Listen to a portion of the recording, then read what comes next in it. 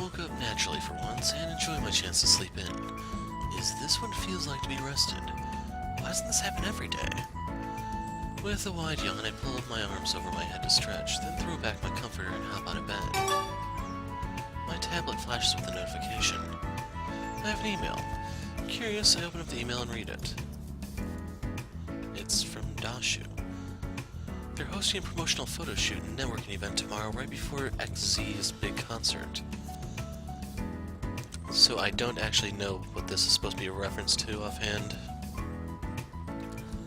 All sponsored Dashu teams and individuals will be there, and after the shoot we are welcome to stay for the concert. Wait, Dashu sponsors XZ?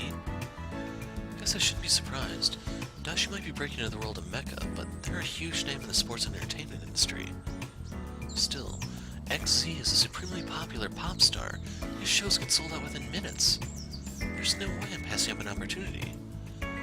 I quickly type out a response confirming my attendance. I'm positive everyone else on the team will go as well, if only for the chance to meet XZ. Grab my clothes for the day, I get changed. As soon as I grab my phone, it rings, but cuts out immediately after the first ring. That's weird. I glance at my missed calls. It was Kaori. I bet she's going to ask me about Dashu's event. I call her back, but she doesn't pick up. I shoot her a text. What's up? Then I go downstairs into the kitchen. Nobody's home again. It's like I live alone. Opening the fridge, I spot a covered plate left for me. I unwrap the foil to find a yakudan. Not a traditional breakfast, but delicious nonetheless. Nikki must have been practicing her recipes. As I dig in, I glance at my phone. Still no response from Kaori.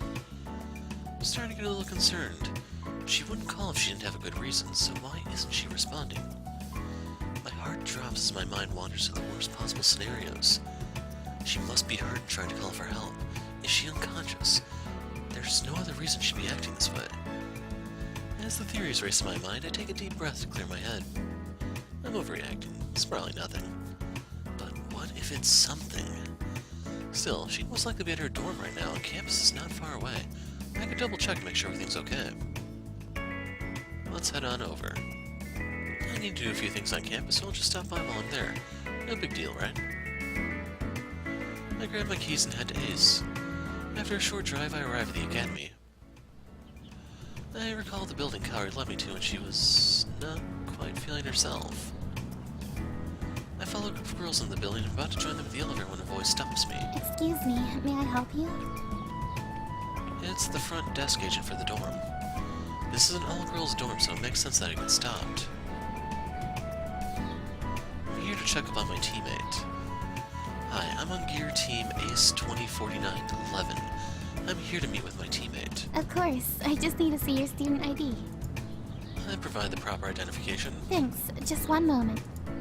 I fidget as her fingers dance across the keyboard. Can't she type faster? Mrs. Tommy hasn't acknowledged the buzzer. Her phone died. We were chatting earlier. Oh, okay, that makes sense. You're all set then. She hands me a visitor's pass. Just swipe this on the elevator door and it'll guide you to your floor. Room number 45. Thanks. That was easy. I make my way to the elevators and swipe to activate them. Following the instructions, I easily find room number 45 and knock on the door. No answer. The door flies open. You! Kaori blinks at me in surprise. What are you doing here? I was worried about you. You called me, didn't leave a message, and then didn't reply when I texted and called you back. I thought something might be up. Like what? Like something happened. I don't follow? My face turns red. Does she seriously have no idea? This would be very awkward to explain. Never mind. I don't want to know what you're thinking. Her face is red too. I think she finally got it. Anyway, why didn't you respond to any of my calls or messages? Are you okay? I'm fine. As she replies, I take out my phone and call her number. I hear it ring faintly somewhere in her room. Your phone seems to be working fine. Why wouldn't it be? Well, you called me first. Then you ignored any of my attempts to call you back. Why would you ignore me unless your phone wasn't working? You think too much into things. Why did you call me? I think I deserve to know, especially after I came all this way. She crosses her arms and frowns. I didn't ask you to come over here. I'm about to retort when my stomach gurgles. What was that? Uh-oh, that would be my breakfast not agreeing with me. I need to use your bathroom. No way! You're not getting in my room! She tries to close the door on me, but I stop her with a foot. Seriously, this is an emergency. Trust me, I won't be able to make it home in time. That's not my problem!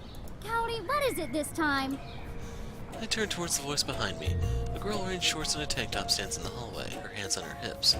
She freezes when she sees me and her mouth drops open in horror. This isn't good. I'm sure all she's seen is a strange man trying to force his way into Kaori's room. This isn't what it looks like. I'm calling security! Kaori lets go of the door and I crash onto the floor. Wait, Nikki! It's okay! He's one of my piloting teammates. Really? Himeki glares at me. He looks like a pervert to me. Thanks for that. I rub my head as I slowly get back up. It's okay. He's just picking something up. More like dropping something off. If you say so. But I'll be here in case he tries something. Kaori smiles. Thanks, but he wouldn't dare. Himeki glances at me one last time before she goes back into her room. Kaori returns to her room and closes the door behind us. Clearly irritated by what happened, she quickly points towards the bathroom. Congratulations! You made it in. Now do your thing and leave. I'm not talking to you. Lighten up. I was hoping to have a stimulating conversation about quantum physics from the bathroom, but I guess I can flush that down the toilet. I thought you really had to go. I do. I rush into the bathroom. Kaori has even less of a sense of humor than usual today. I shut the door behind me and get comfortable on the porcelain throne. Her bathroom is pristine clean. Her items on the sink are neatly lined up, and there are no stray items that shouldn't be there. Alright, time to get out of here. I reach for the toilet paper and pull off the last sheet. Oh no. She must have some in the cabinet. I open it up, I can't find any extra rolls. The rest of the drawers yield the same result. Kaori? No answer. Kaori. Still no answer. Is she seriously doing this right now?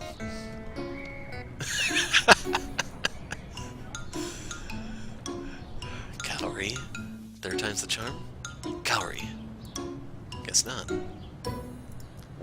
There's no toilet paper here, so I guess I'll just use this towel instead. Don't you dare! Oh, now she responds. This is why I didn't want to let you in. You only cause trouble. This towel is so soft and fluffy. Perfect. Ugh. Stop. Just give me a minute.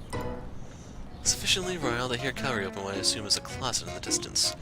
A few seconds pass, and then I hear a knock on the door. I open the door just a crack, and Kaori thrusts her hand in. I grab the coveted roll of toilet paper, and she disappears. I'm saved. After washing my hands, I exit the bathroom. Kaori sits on her bed, her phone in hand. Thanks. She shrugs, her eyes glued to her phone. Sure. So, that's it then? Huh? You won't tell me why you called. It's nothing. I sigh. Alright, I can tell I'm clearly not needed here. Sorry to bother you. My hand is on the door when Kaori stops me. Wait.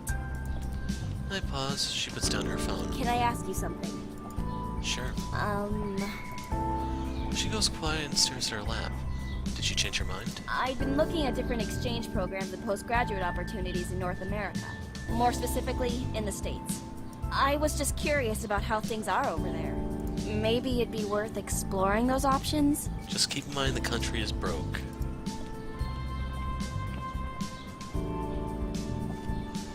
New adventures.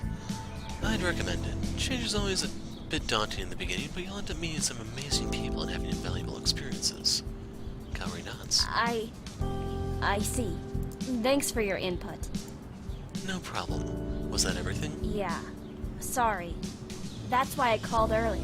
But it seemed like such a trivial thing that I didn't really want to bother you with it. And I forgot to mention we have 2 idiots currently running for office. This isn't trivial at all. Besides, if there's something on your mind, I'm happy to listen. That's the whole point of being friends. Okay. She smiles. She seems a lot more relaxed now. You're all set then? Yep. Thanks again. No problem. I'll see you later. See you. it's still bright out and I don't feel like going home to an empty house, I decided to go to the arcade and practice simulation matches. Talking about our future as pilots, if only briefly, has put me into a productive mood. Once it starts to get dark, I head home. Man, this has been a fast day. I arrive home expecting an empty house. Instead, Nikki is lounging on the couch watching TV. Hey, Nikki. She cranes her head to look at me, but doesn't move from her spot. You're home. And she's in a good mood after yesterday. Did Uncle Kaido come back yet? Yeah, but then he left again. He said he had to meet someone, and he tried to sneak out when I wasn't paying attention. But I was paying attention, and I saw him go. It was kind of weird, like he thought he'd be in trouble if I caught him. Uncle Kaido trying to keep a secret from Nikki. Could he be going to see Aunt Yuki? Well, if he hasn't talked to Nikki about it yet, then I won't mention it either.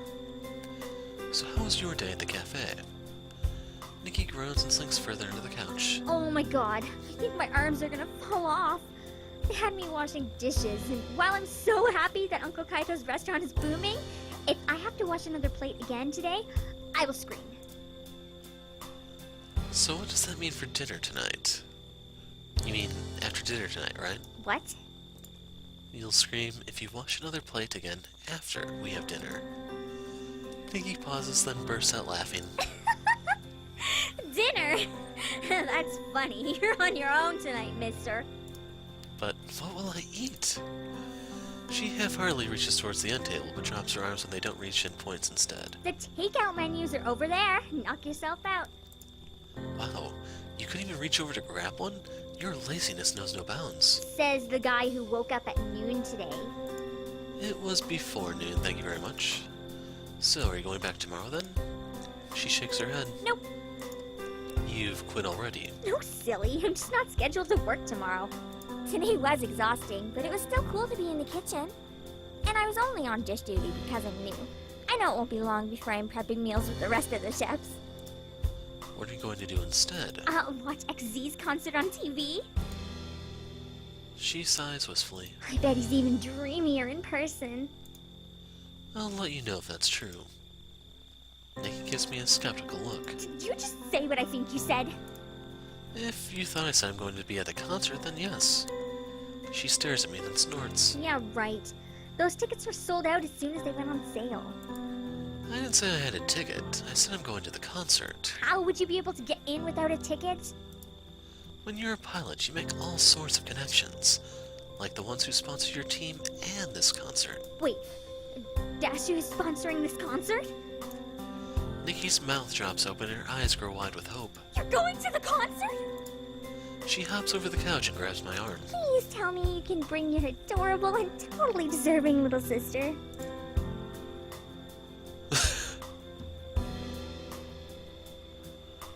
Sorry, but it's just all business and no pleasure. Sorry, I'm only allowed to attend because Dashu's holding a promotional event beforehand, and I've got to go to that.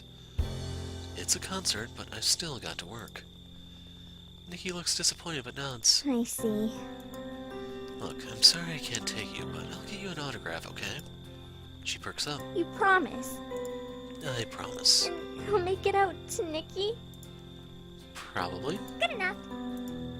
She throws her arms around my neck and pulls me into a hug. Thank you, big bro. That'd be an amazing present. I mean, a more amazing present would be taking me or getting me tickets to the show, but this is a solid second. You're crushing me. She lets go, then sinks back into the couch. Anyway, you should probably order dinner now.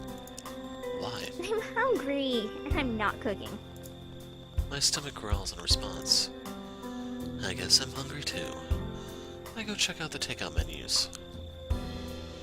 After a delicious dinner, I head up to my room to do a little more research on Dashu and their other sponsees. It's like they'll end up talking to some of them, and I don't want to seem ignorant. Once I'm done, I go to bed and drift to sleep. So, according to my clock, that day was 14 minutes and 30 seconds.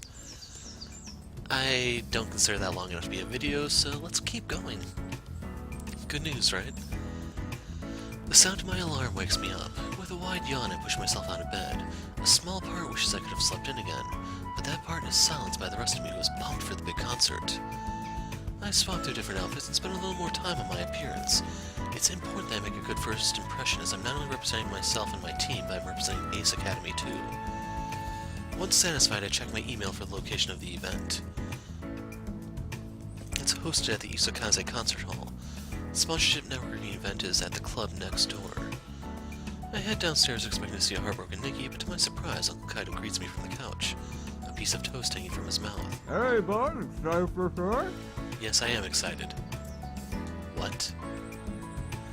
Kaido swallows his mouthful of toast and grins. You don't speak flu? Fluently. Not fluently, it seems. Are you excited for today? You already know. Are you kidding me? Nikki has been talking non-stop about it. Oni-chan gets to meet XC! Did she really say that?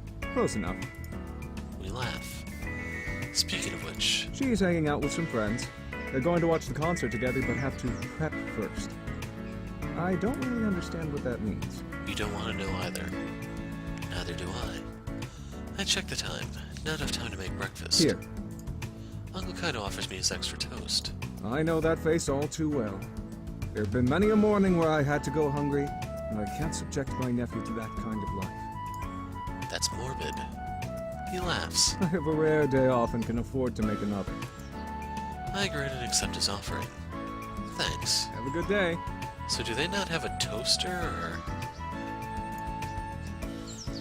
I nibble at my toast and head to the garage. Then I wolf the remaining toast down before driving into the city. Or maybe they do something special so that you can't just pop it in a toaster or something? Just seems a little odd. Soon I arrive at the concert hall. I wander around the hall and through the people bustling back and forth, finding the entrance backstage. There's a passage between the hall and the arcade, as the properties are owned by the same family. As I pass through, I spot the signs directing me to the Dashi VIP arcade lounge. After proving my identity to the guard, I enter. As soon as I walk in, I spot many recognizable faces. Weiger Toods, Sydney Crossbow, this one I don't actually know offhand, Chenille O'Keel, Ristiana Cronaldo, just to name a few. Sadly, with what little I know about sports, I only really recognize two of these. I keep waiting for someone to stop and ask me what I'm doing here, but no one does. A few people glance at me in passing, some even flash me a smile as if to say, "You're one of us now." Walking in the same room as these people is intimidating, but also exhilarating. Scanning the room, I don't see XZ anywhere. Broseph! I turn around to see Sho, Mayu, and Kaori approaching me. Hey guys. Can you believe this? My inner fanboy is going off the charts!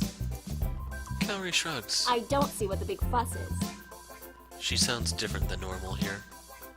Me neither. Mayu chokes on her words and her eyes widen at the sight of someone. I follow her line of sight expecting XZ, but instead I see some old dude with white hair.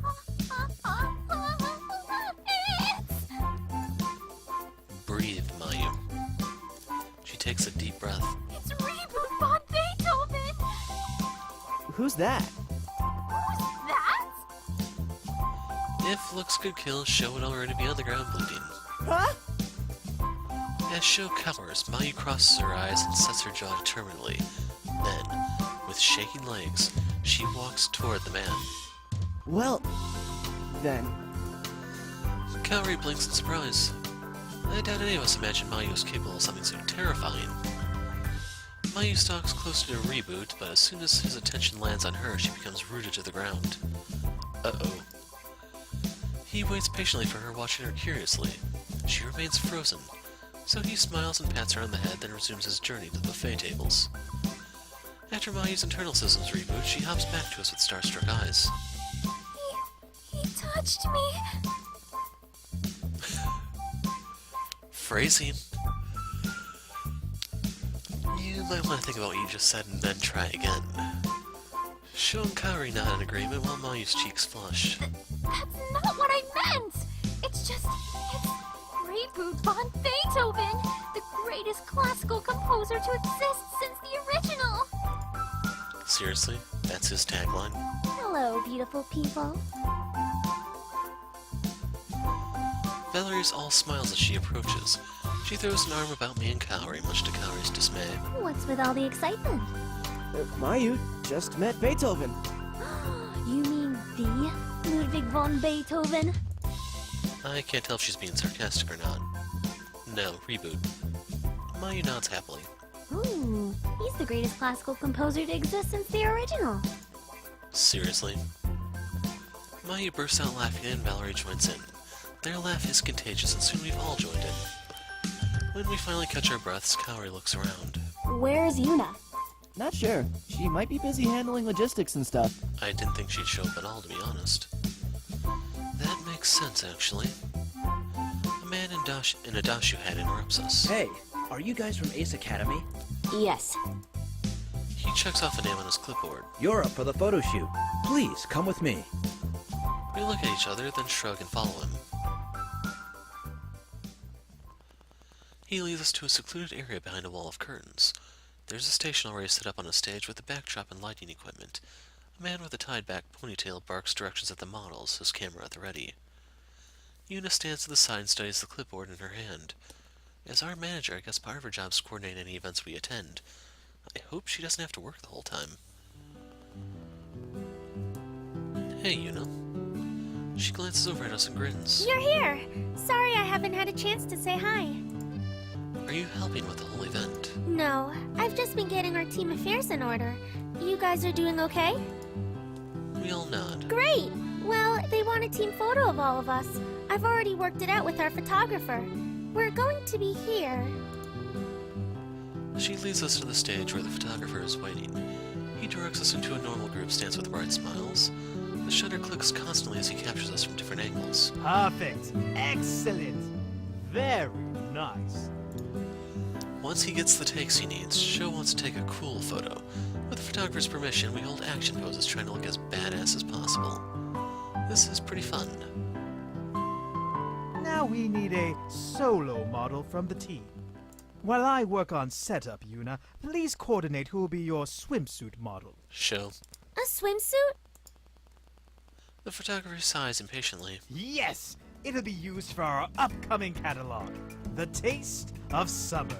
What's more summery than a warm beach? He walks off before Yuuna can protest.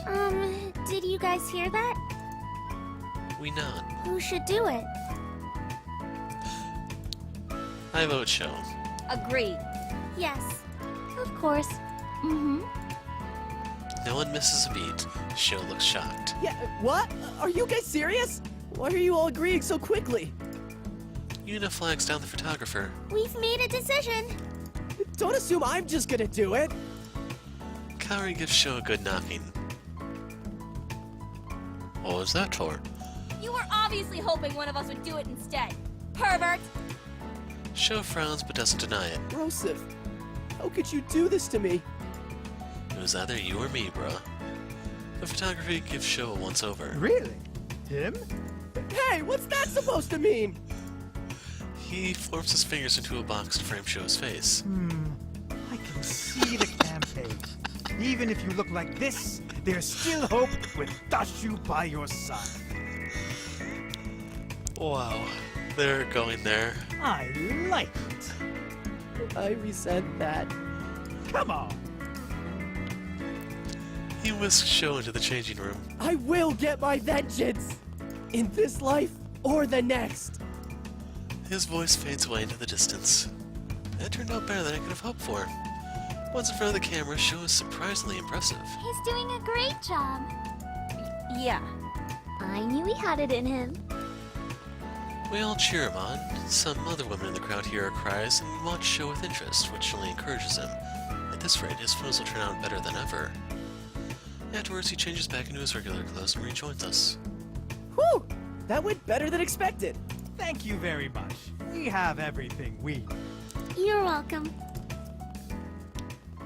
So I wonder if you can actually choose one of the girls or not.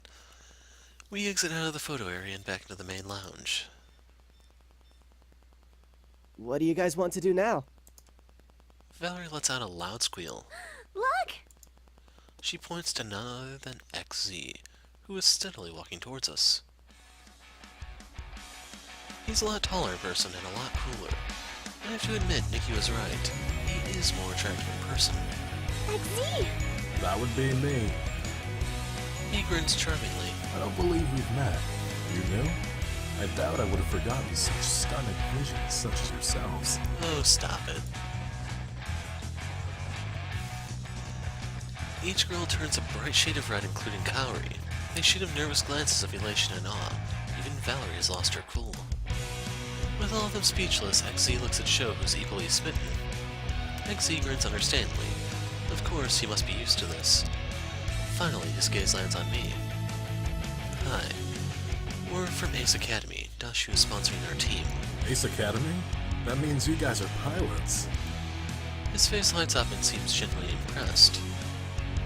I motion myself, Sho, Mayu, and Kaori. We are. I point to Yuuna. She's the team manager. Then I point to Valerie, and she's our engineer.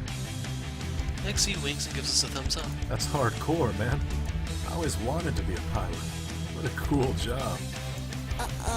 Excuse me, XZ-senpai? XZ laughs. Just X is fine.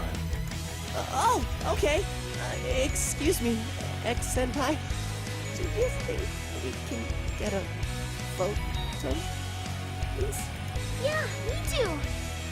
XZ nods. Sure. Why don't we get a group photo? Good idea. Count me in.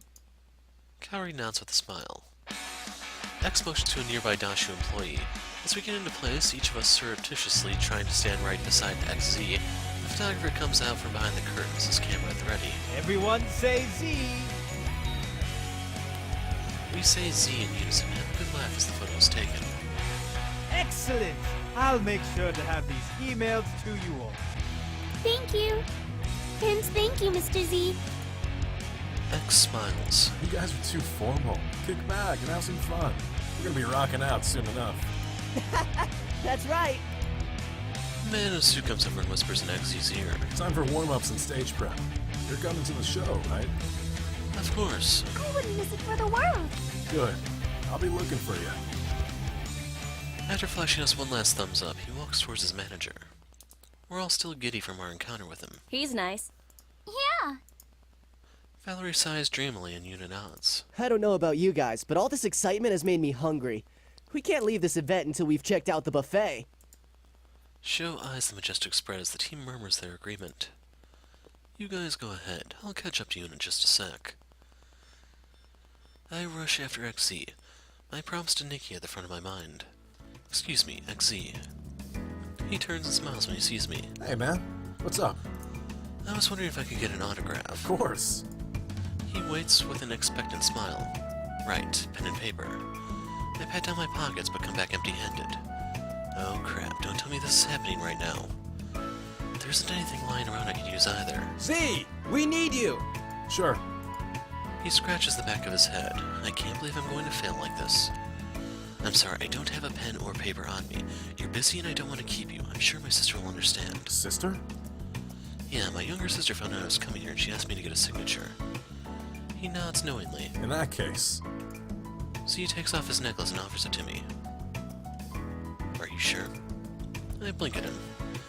This is way more than just a signature. Are you sure this is okay? Yeah, don't worry about it. I accept the offering. Thank you. He smiles warmly. The things we do for our baby sisters, right? You got that right. He gives me another thumbs up before disappearing with his manager. I look over his medallion before safely pocketing it, then heading back to my friends. After eating our fill from the buffet, we continue to mingle and meet other Dashu sponsees. Everyone we spoke to was excited to hear that Dashu was sponsoring an Ace team and wished us luck in our matches. It felt really satisfying to be the center of attention, if only for a short moment. Soon it was the time for the concert. We file into the concert hall and head towards the front of the stage where flashing lights introduce XZ. Sho and I jump in time to the music and high-five whenever a girl bumps into us. XZ is the perfect combination of entertainment and talent, and my voice soon grows hoarse from singing along. At one point, he even saw us and winked. Once the concert is over, we chat animatedly about how awesome it was before heading our separate ways and going home. I'm barely through the door before Nikki bombards me. Hello. Hi. She eyes me up and down. So?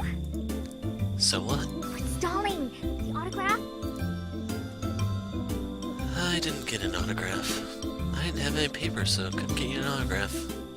Her eyes widened. You had one job! How could you have been so unprepared? Calm down, I didn't come home empty-handed. Look. I pull out the necklace. She snatches it from my hand and examines it for a signature, but there isn't one. She pouts. It's just an XZ necklace. You can buy those at any souvenir stand. I wanted an autograph from him. No. XZ himself gave this to me to give to you. She crosses her arms and raises an eyebrow. Do you really think I'm that gullible? Yes. Okay, to be fair, even I wouldn't believe that story. I can prove it. I pull out my phone and open up the selfie we took before the concert. The medallion is clearly around his neck. Then I flip to the photos during the concert where there's an obvious lack of a necklace. Nikki grabs my phone and pinches in to zoom the images. She swipes back and forth between the photos, over and over and over. When suddenly she leaps up and down, still clutching my phone. Oh my god, you were telling the truth! I can't believe it! What? Nikki throws her arms around my neck and squeezes me tightly. This is the best! The necklace or me?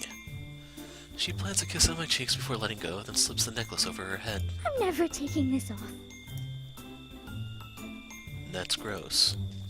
You know, he sweat all over that thing, right? Yeah, that's kind of the point. I can't wait for the day when girls will cherish my sweat. I don't even care that you're being gross right now because this necklace is the best gift ever! Glad you like it. She nods happily. I have to go tell my friends! They're gonna flip. She dashes up the stairs 2 at a time. That's the fastest she's ever tried to get away from me. I haven't seen her this happy in a long time. Thanks, XZ, for making this happen. My grumbling stomach derails my train of thought. I probably should have made better use of all the free food. Oh well, let's go see what we've got. I make my way into the kitchen. Kaido's laptop and papers are spread across the kitchen table, but he is nowhere in sight. He probably went to the washroom. I'm about to open the fridge when a beeping from his computer distracts me. I glance over to see a new email has come. But as my eye wanders over the sea of Japanese text, one English email draws my attention. Even more curiously, the words New York are in the preview text. New York? What could Uncle Kaido possibly be doing there? I try to resist the temptation, but as I read a private investigation firm based out of New York, my curiosity gets the best of me and I click open the email. Why would Uncle Kaido order investigative work in the States, and New York specifically? I read on. Mr. Kaito, we've begun our preliminary investigation of the case of Mr. and Mrs. Light. Laptop is closed shut before I can finish. I look up sharply into Kaido's serious frown. I thought you knew better than to snoop through other people's things. I just saw an email from an investigation firm in New York. Why were you looking through my email in the first place? Well, to be fair, I looked through everyone's email. I know I'm in the wrong for snooping, but I can't let him change the subject. Not when it involves my home, my family. The email is talking about Mom and Dad. Uncle Kaido remains stoic. You misread it. No. A growing anger bubbles in my chest.